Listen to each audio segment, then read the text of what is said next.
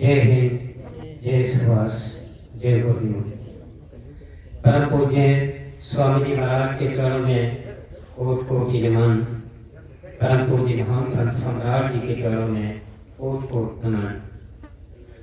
मंच पर विराजमान आदरणीय योगीराज भैया जी के चरणों में कोटि कोटि नमन तथा सच्ची शिल्पा दीदी माँ के भी चरणों में कोटि कोटि नमन।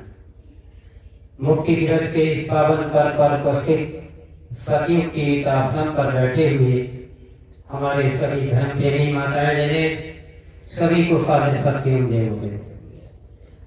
आज का पर्व है मुक्ति दिवस के रूप में हम लोग यहाँ मना रहे हैं। मुक्ति दिवस का एक पर्व ऐतिहासिक पर्व है जिसको आज सारा देश मना रहा है। दो पहलुओं में आज का कार्यक्रम देश में मनाया जा रहा है। एक तो मुक्ति दिवस के रूप में, दूसरा शहीदी दिवस के रूप में, क्योंकि हमारे वीर सपूत भगत सिंह, राजगुरु और सुखदेव जी को भी आज ही के दिन देश के दलालों ने, अत्याचारियों ने उनको फांसी के फंदे पर झुला दिया था। हंसते हंसते उन्होंने अपने प्राणों की आहुति देकर के कह दिया कि अब देश है तुम्हारे हवाले, हम तो चले। ऐ मेरे वीर सपूतों, इस देश को संभाल के रखना, इस देश की रक्षा करना मेरा तो अधूरा संकल्प रह गया, लेकिन ये संकल्प मेरा तुम अवश्य पूरा कर देना। और जब मेरा ये संकल्प पूरा हो जाएगा तो मेरी आत्मा जहां भी होगी, चाहे मृत लोक में हो, चाहे स्वर्ग में हो, चाहे वैकुंठ में हो, मैं वहां से फूलों की वर्षा करूंगा और कहूंगा कि मेरा आज संकल्प आज पूरा हो गया। इस देश की आजादी के लिए, दुष्टों को देश से भगाने के लिए। हमारे देश के अंदर में जब से पृथ्वी की रचना हुई, सतयुग जैसा यानी जो हमारा देश ऋषियों मुनियों का था, एक देश था जिसका नाम आर्यावर्त भारत खंडे जम्बूद्वीप नाम रखा गया था। लेकिन समय बदला, शासन बदले, कुरीतियां बढ़ी, कुरीतियों के साथ में देश का विभाजन हुआ, धर्म का विभाजन हुआ, जातियां बनी, तमाम फिरके बने, तमाम मत मतांतर बने। आज कलकाल के समय में इतने फिरके, इतने मत मतांतर बन गए कि धर्म की आड़ में लोग आज अधर्म को कमा करके और अत्याचार अनाचार बराबर करके चले आ रहे हैं। कलकाल की तपिश को देख करके इस पृथ्वी पर कि जब तक हो धर्म की हानि, बारी असुर महाभिमानी, तब तक वो प्रभु और प्रभु के आने के पहले सारी दुनिया को समझाने के लिए महापुरुषों का आगमन होता है। इसी संदर्भ में परम पूज्य स्वामी जी महाराज 18 मार्च 1895 को कलकत्ता शहर बंगाल में उनका अवतरण हुआ और 23 जनवरी 1997 को उसी बंगाल के शहर में एक ऐसे महापुरुष का जन्म हुआ।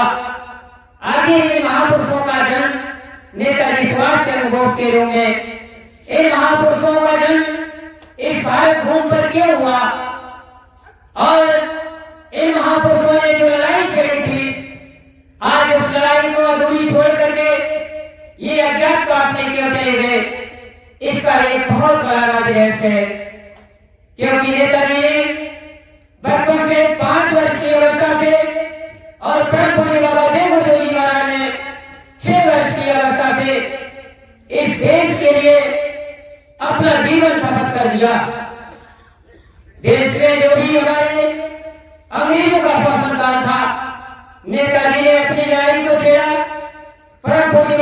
देव जी महाराज ने लड़ाई छेड़ी। जब इस लड़ाई को छेड़ दिया तो यहाँ के जितने भी अंग्रेजों के पिट्ठू थे, उनके सिरदार थे, उनके कारिंदे थे, उनको भय लगता था कि अब ऐसी लड़ाई के माध्यम से हमारे यानी भय राज्य को खत्म कर दिया जाएगा। इसलिए उन्होंने इन महापुरुषों के माध्यम से थोड़ा सा महापुरुषों के विरोध में नाना प्रकार से षड्यंत्र शुरू कर दिया।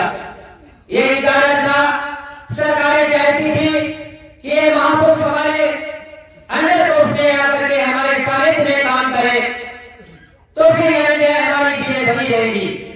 लेकिन स्वामी जी महाराज व महान संत सम्राट जी ने ये कभी स्वीकार नहीं किया कि ऐसे गुलामों की गुलामी की जाए।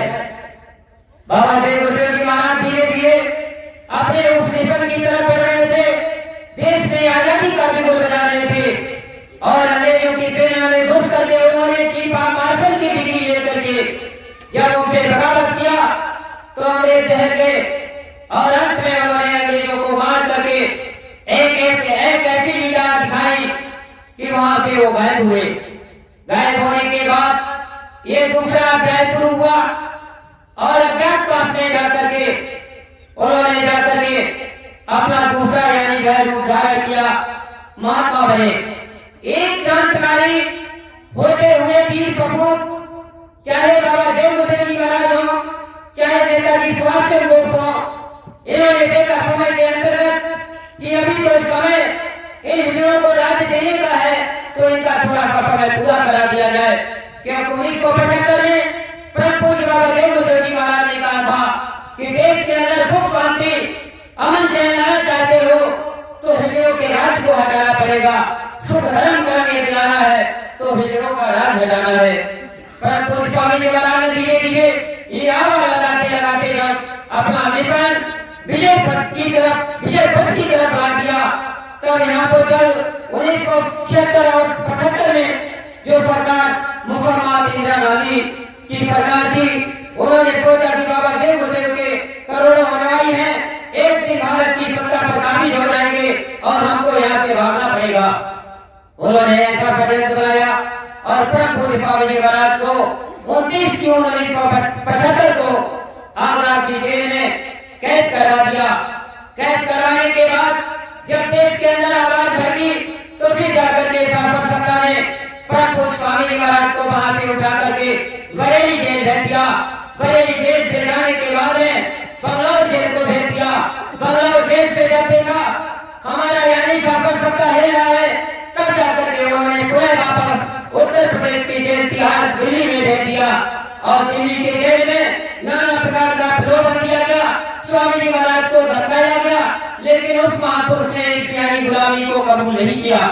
अंत में जाकर के सरकार जब हार गई तब जाकर के फैसला किया कि 23 मार्च अब यानी 1977 को बाबा देव गुरुदेव को अगर न छोड़ा गया तो हमारा शासन सत्ता चला जाएगा और बाबा जी के अनुयायी जेल भरे आंदोलन में क्या नहीं क्या कर देंगे।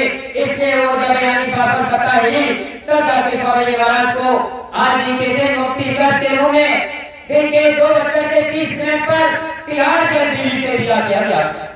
देवियों ने आकर के दर्शन किया और दर्शन करने के बाद में खुशियां और मिठाइयां बांटी।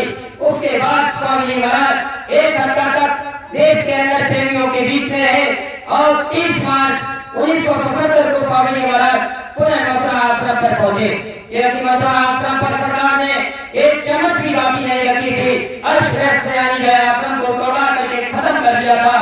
गाय माताओं को भी उजड़ खाने तथा अन्य जगह पर दे दिया था। ऐसा क्रूर शासन जब यानी कि हमारे देश के अंदर महात्माओं के साथ अत्याचार अनाचार कर सकता है तो उसका अंजाम तो बहुत बुरा होता है। यही कारण था कि उनको भी उसका दंड मिला और आगे चल करके एक इतिहास की कड़ी में परम पूज्य बाबा देव गुरुदेव जी महाराज का ये अध्याय आगे चल करके समाप्त हुआ और स्वामी जी महाराज महात्मा के रूप में तीसरे अध्याय में प्रवेश कर गए। तीसरा अध्याय 1948 से शुरू हुआ और 1952 से उन्होंने आवाज लगाई। आवाज लगाने के बाद में जीवों के कल्याण के लिए, भविष्यवाणियों के अंदर के लिए और भविष्यवाणियों के अंदर के लिए कहा कि बच्चों आगे चल करके परिवर्तन हो जाएगा। इसको स्वच्छता भी चल जाएंगे। उन्हें 2012 तक ये अध्याय का अध्यात्मवाद का स्वामी महाराज ने चलाया और 2012 के बाद में एक ऐसा यानी है उन्होंने खेल खेला और खेल खेलते के वहां से निकल करके आज सिद्ध आश्रम हिमालय में पहुंच गए। सिद्ध आश्रम हिमालय से परम पूज्य स्वामी महाराज ने अब 14 अध्याय शुरू किया है युग परिवर्तन सतयुग आगमन का। और आज यहाँ पर नैनी तपोवन से चौथे महायज्ञ की तैयारी चल रही है, जिसमें परम पूज्य महासंत सम्राट जी का आदेश, परम पूज्य स्वामी महाराज का आदेश हमारे भैया जी के माध्यम से आज हम लोग उसकी तैयारी कर रहे हैं। 2009 नवंबर 2029 से 14 महायज्ञ शुरू हो जाएगा, लेकिन इसके पहले कितनी विपदाएं, कितनी आपत्तियां, कितने राक्षसों का समय हो जाएगा ये समय बताएगा। मैं तो यानी भैया जी मंच पर बैठे हुए हैं, इसलिए उन्हीं के चरणों में प्रार्थना करता हूँ कि परम पूज्य स्वामी जी महाराज जिस समय इमरजेंसी में थे, आपातकालियों के बीच में जेल के अंदर में, तो वो कहानी अवश्य आप फिक्र करें कि किस समय पर स्वामी जी महाराज बाहर निकले जेल से और परम पूज्य महान संत सम्राट जी जेल के अंदर में, और जेल के अंदर जाने के बाद में उन्होंने 24 किलो की पेड़ियों हथकड़ी और बेनी को पहना और अपने यानी पिता को परम पूज्य स्वामी जी महाराज को बाहर निकाल दिया। एक पुत्र ने अपने ऊपर सारी आपत्तियों को ले लिया और पिता को सुरक्षित जेल के बाहर निकाल दिया। और उसके बाद जब देखा कि हमारा समय पूरा हो गया, तब जाकर के महान संत सम्राट जी बाहर आए और स्वामी जी महाराज बाहर अंदर गए।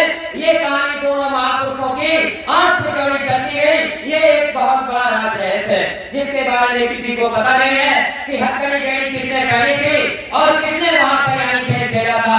तो ये दो महापुरुष जिन्होंने जाकर के इंदिरा गांधी के शासन को हिला दिया था, इंदिरा शासन ये नहीं समझ पाई कि नेताजी कहाँ है, बाबा जी कहाँ है।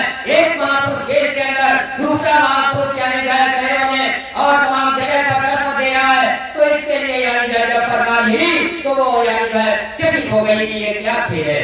तो इस खेल के बारे में भैया जी से प्रार्थना भी करेंगे कि जरूर यानी इसका स्पष्टीकरण हो कि किस तरीके से इन महापुरुषों ने इस खेल को अंजाम दिया। और अंजाम देने के बाद आज यानी दोनों महापुरुष सिद्ध आश्रम में बैठे हैं और हमारे आपके बीच में भैया और बीबी का जो आदेश चल रहा है युग परिवर्तन सतयुग आगमन का, उसका यानी खेल हो रहा है। इसलिए उन्होंने कहा था कि आ रहा है शासक महाबली, नव के तारो तुम झुक जाओ, चंदा सूरज स्टार सजाकर उनके स्वागत में लग जाओ। वो यानी शासक आपके बीच में बैठा हुआ है जिसका नाम है जय गुरुदेव। जय गुरुदेव नाम किसका है? ये तो यजमानी है। आप लोगों ने कहा था कि मां बहनों की रक्षा कौन करेगा, तो आपने कहा जय गुरुदेव करेंगे। भारत की राजनीति का परिवर्तन कौन करेगा? जय गुरुदेव करेंगे। दिल्ली से राजधानी कौन हटाएगा? जय गुरुदेव हटाएंगे। भारत का संविधान कौन बदलेगा? जय गुरुदेव बदलेंगे। और इसके बाद अमन चैन देश में यानी कौन लाएगा? शासन सत्ता का राष्ट्र कौन करवाएगा? तो सारा काम जय गुरुदेव। जय गुरुदेव कौन है? जय गुरुदेव की धर्म ध्वजा क्या है? इसके बारे में थोड़ा आपको ध्यान देना चाहिए था। उसी के संबंध में जो भी करता धाता आज इस मंच पर है, उन्हीं के द्वारा जब सब कुछ हो जाएगा तब जाके 2019 में परम पूज्य स्वामी जी महाराज और महान संत सम्राट जी के द्वारा युग परिवर्तन सतयुग की स्थापना 14 महायज्ञ 3002 लाख वर्ष के लिए संपन्न होगा। तो इन्हीं शब्दों के माध्यम से मैं अपनी वाणी को विराम करूंगा।